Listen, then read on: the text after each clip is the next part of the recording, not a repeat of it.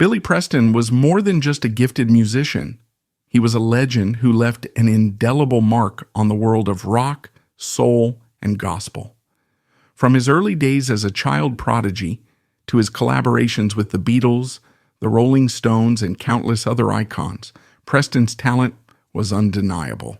He was the only musician ever credited alongside the Beatles, earning him the nickname the Fifth Beatle. But despite his chart-topping hits and Grammy-winning success, his life was filled with personal struggles, addiction, and heartbreak. This is the story of Billy Preston, his rise to fame, the challenges he faced, and the tragic end of a musical genius. Billy Preston was born William Everett Preston on September 2, 1946, in Houston, Texas. His early years were marked by change. When he was just a year old, his parents divorced, and his mother, Robbie, moved with him to South Central Los Angeles. There, she took a job as a secretary at a funeral home to support them. But her real passion was music. She played the organ at Victory Baptist Church, one of the most influential black churches in Los Angeles. And it was in this deeply spiritual and musical environment that young Billy's extraordinary talent began to emerge. From the time he could reach the keys, Preston showed an innate connection to music.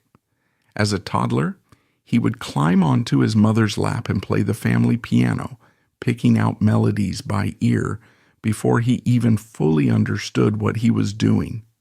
His ability to absorb and replicate sounds without instruction was astonishing.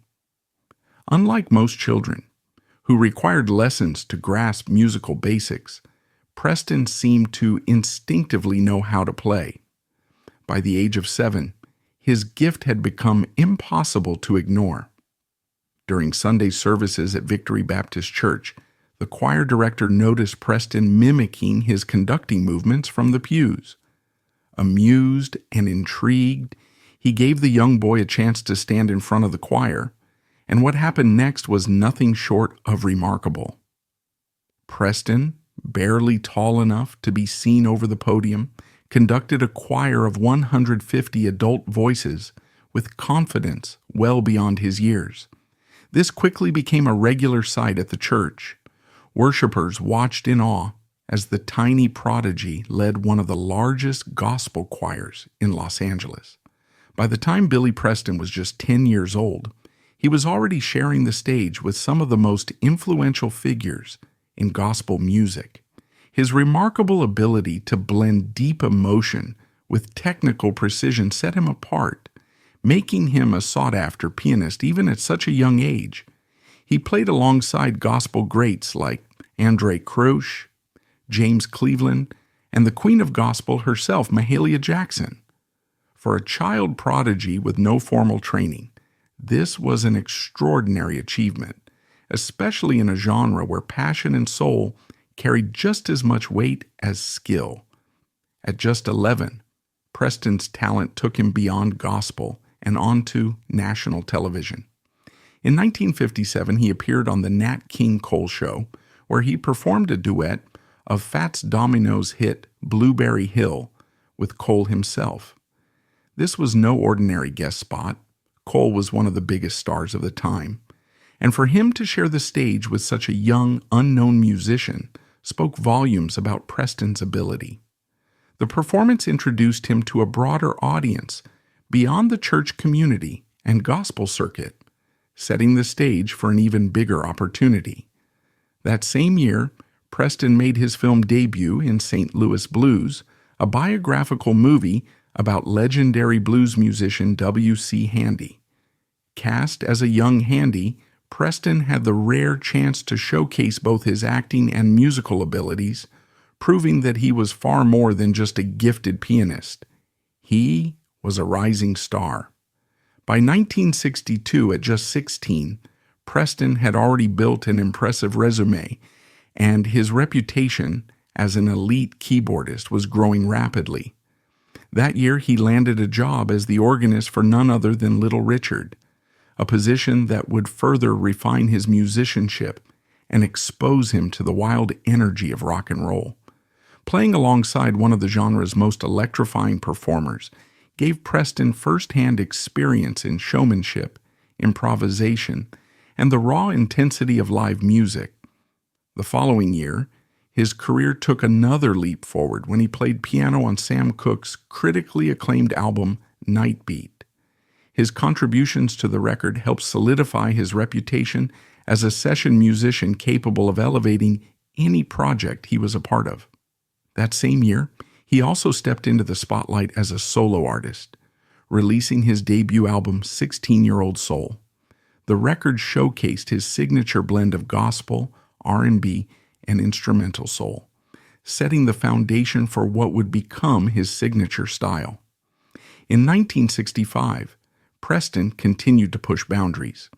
He released his second album, The Most Exciting Organ Ever, a fully instrumental project that demonstrated his remarkable ability to bring the Hammond organ to life. The album captured the energy and soul of his live performances, proving that a keyboardist could be just as dynamic and expressive as any singer. That same year, he also made an appearance on Shindig, a popular musical variety show that featured some of the biggest acts in rock, pop, and soul.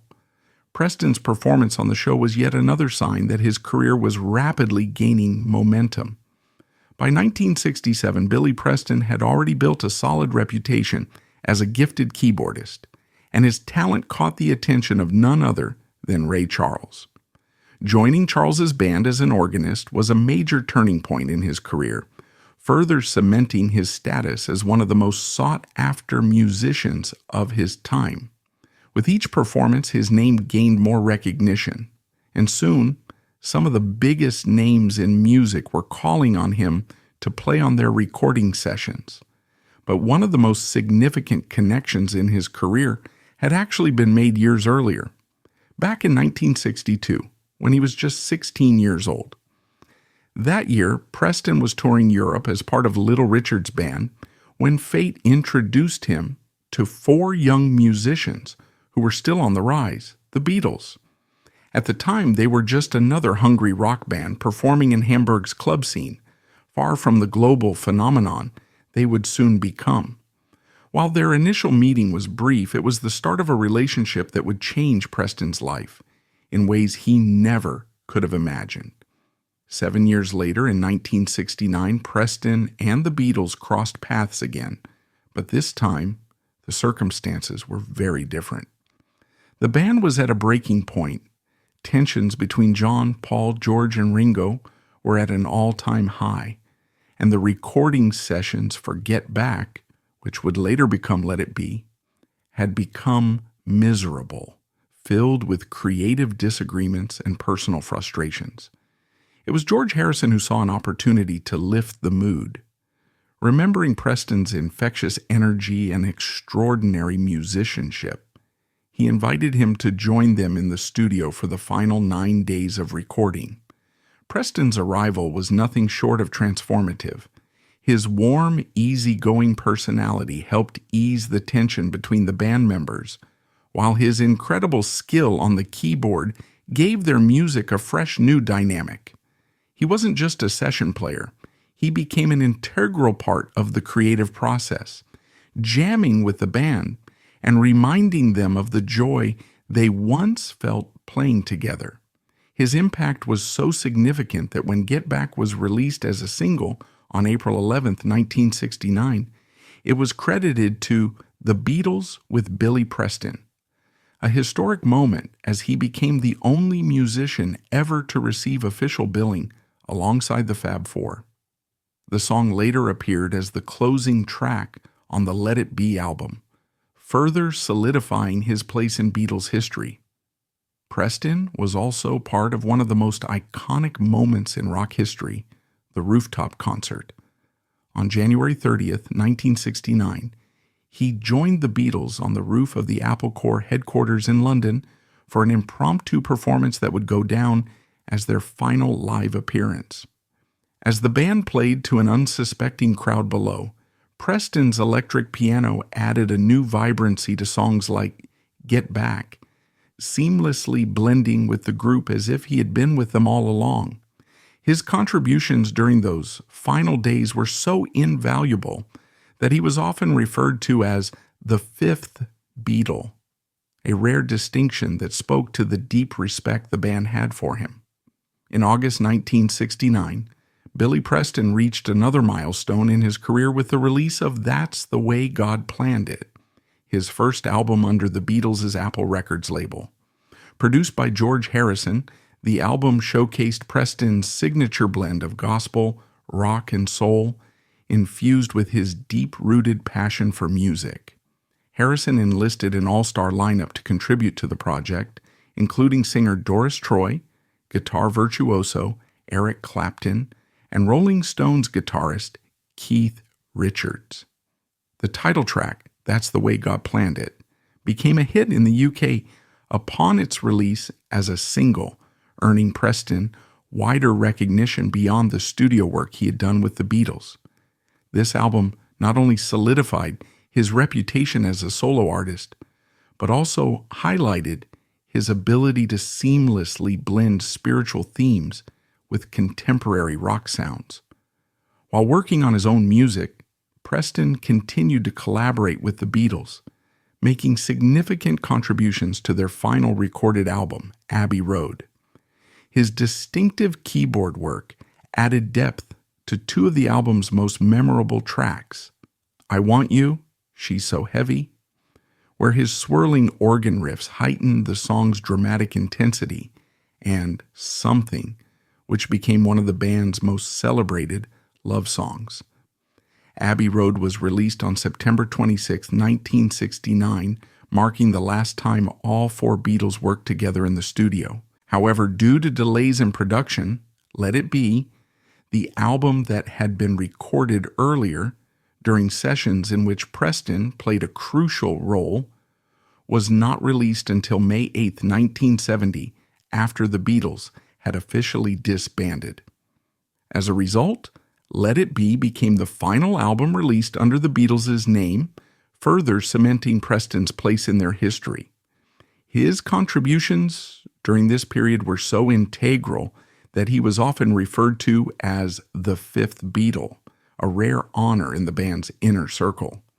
Even after the Beatles parted ways, Preston remained closely connected to George Harrison, collaborating extensively on his solo projects.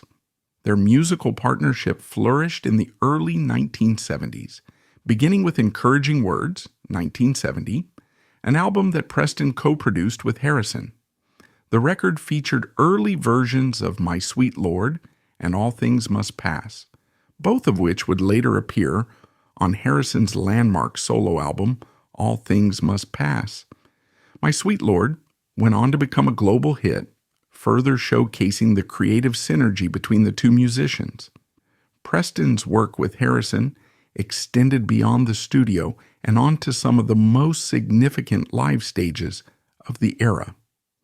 In 1971, he joined an all-star lineup of musicians, including Bob Dylan, Eric Clapton, and Ravi Shankar, for the Concert for Bangladesh, the groundbreaking benefit concert organized by Harrison and Shankar to aid refugees from East Pakistan, now Bangladesh.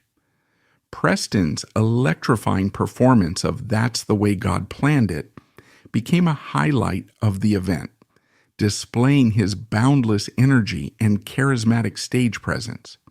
He continued working with Harrison throughout the decade, even joining him on his 1974 North American tour. Billy Preston's success with Out of Space in 1972 was a defining moment in his career, showcasing his ability to blend funk, gospel, and rock into a sound that was uniquely his own. The instrumental track, driven by his signature clavinet and organ work, wasn't just a hit, it was a statement. Reaching number 2 on the Billboard Hot 100 and topping the R&B charts, the song demonstrated that Preston could shine outside of his collaborations. With legends like the Beatles and the Rolling Stones, his mastery of rhythm and groove made Out of Space an irresistible track, leading to a Grammy Award for Best Pop Instrumental Performance. More importantly, It cemented his reputation as one of the most innovative keyboardists of his era, proving that his influence extended far beyond session work. During the same period, Preston deepened his connection with the Rolling Stones, a relationship that lasted from 1970 to 1977. Initially brought in as a session musician, he quickly became an essential part of their sound. His gospel and blues influences added a new dimension to the Stones' raw, gritty rock and roll style. He played a key role in several of their most iconic albums, including Sticky Fingers, 1971, Exile on Main Street, 1972, Goat's Head Soup, 1973, and It's Only Rock and Roll, 1974. His contributions weren't just background flourishes. His organ and piano work helped define the texture of songs like Shine a Light and Heartbreaker. Between 1973 and 1977, he was the band's primary touring keyboardist, and his electrifying live performances became a key part of their concerts. His stage presence was magnetic, and his ability to seamlessly adapt to the band's unpredictable energy made him more than just a sideman. He was an integral part of their live sound. In 1978, Preston took an unexpected turn into acting, appearing in the musical film Sgt. Pepper's Lonely Hearts Club Band, directed by Michael Schultz. He played the role of Sergeant, Pepper himself performing Get Back, a song he had famously recorded with the Beatles nearly a decade earlier. While the film itself was not well received, Preston's musical performances were a highlight, serving as a reminder of his extraordinary talent. His presence in the film also reinforced his deep connection to the biggest names in rock history, bridging his past collaborations with the Beatles and his ongoing work with other rock and soul legends. Beyond his collaborations with iconic bands, Preston also built an impressive solo career, proving he could stand on his own as a chart-topping artist. He released several successful albums throughout the 1970s, with a series of hit singles that showcased his ability to craft songs that were both musically sophisticated and widely appealing. In addition to Outta Space, he reached number one on the Billboard Hot 100 with Will It Go Round in Circles and Nothing from Nothing. These tracks, filled with infectious melodies, uplifting lyrics, and dynamic instrumentation, highlighted Preston's talent for blending soul, funk, and pop into a style that was unmistakably his. On November 29, 2002, Billy Preston took part in Concert for George, a tribute concert held at London's Royal Albert Hall to honor George Harrison on the first anniversary of his. The event, organized by Harrison's family and close friends, brought together some of the biggest names in music, including Paul McCartney, Ringo Starr, Eric Clapton, and Tom Petty. For Preston, this performance was deeply personal. Harrison had been not just a collaborator, but a close friend who had played a key role in shaping his career. On stage, Preston delivered powerful renditions of My Sweet Lord and Isn't It a Pity, both of which stood out as emotional highlights of the evening. His moving performances reminded audiences of the deep bond he shared with Harrison and the immeasurable impact he had on the music world. Throughout his career, Preston worked alongside some of the greatest artists of all time, cementing his status as one of the most respected and sought-after musicians in the industry. His collaborations spanned multiple genres, from gospel and soul to rock and R&B, and included legends such as Sam Cooke, Aretha Franklin, John Lennon, Eric Clapton, Ray Charles, and Ringo Starr. His ability to seamlessly blend into different musical styles while maintaining his distinct sound made him a highly valued contributor to many classic records. Despite being known for his exceptional work as a session musician and live performer, he was also a successful solo artist in his own right, with multiple chart-topping hits. However, behind the success, Preston's personal life was marked by deep struggles. As a child, he endured sexual abuse, a trauma that left lasting emotional scars and affected his relationships and mental health for years. His journey of self-acceptance was also complicated by his sexual orientation as he navigated an industry and era that made it difficult for LGBTQ+ artists to live openly. In addition to these internal battles, his personal relationships were often troubled, including an unsuccessful romance with actress and model Kathy Silva, who later married Sly Stone in a highly publicized but short-lived marriage.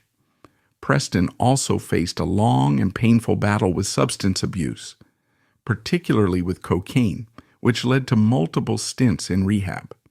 His drug addiction, combined with his emotional turmoil, resulted in a series of legal troubles. Over the years, he was arrested on various charges, including drug possession, insurance fraud, and sexual assault. These personal struggles overshadowed his once thriving career, pulling him further into a downward spiral. Meanwhile, his health continued to deteriorate. He suffered from hypertension and kidney disease, which ultimately required a kidney transplant in 2002. Although the procedure was successful, it wasn't enough to stop the toll his years of substance abuse had taken on his body. As his health worsened, Preston sought treatment at a rehab facility in Malibu, California. However, his condition took a drastic turn when he developed pericarditis, a serious inflammation of the lining around the heart. This led to severe respiratory failure, and on November 21, 2005, he fell into a coma. On June 6, 2006, Billy Preston passed away in Scottsdale, Arizona, after spending months in a coma due to complications from pericarditis and respiratory failure. His death marked the end of a remarkable life, one filled with extraordinary musical achievements, groundbreaking collaborations, and deeply personal struggles. Though his final years were fraught with health issues, legal troubles, and addiction, his legacy as one of the greatest keyboardists and session musicians in history remained untarnished. 2 weeks later, on June 20th, a funeral service was held at Faithful Central Bible Church in Inglewood, California. Family, friends, and legendary musicians gathered to pay their respects to the man whose music had touched generations. The service was a tribute to both his immense talent and the joy he brought to those who knew him. His contributions to gospel, soul, rock, and funk were celebrated, and many recalled the warmth, humor, and passion that made Preston so beloved. Following the ceremony, Preston was laid to rest at Inglewood Park Cemetery, a final resting place for numerous icons in music and entertainment. Though he was gone, his influence lived on. From his early days as a child prodigy leading a church choir to his unforgettable collaborations with the Beatles and the Rolling Stones, Preston had left an indelible mark on the industry. His work spanned decades, shaping the sound of rock, soul, and R&B with his signature keyboard style. Songs like Out of Space, Will It Go Round in Circles, and Nothing from Nothing continued to resonate with audiences, proving that his music was timeless. Billy Preston's music continues to inspire generations, but his life was a testament to both brilliance and struggle. He reached the heights of the music industry, yet his personal demons led to a heartbreaking downfall. Despite it all, his legacy remains untouchable, his influence heard in every note of rock, soul, and gospel music today. What's your favorite Billy Preston song or collaboration? Let us know in the comments. And if you enjoyed this look back at his life, don't forget to like, subscribe, and check out our next video on another music legend. Thanks for watching.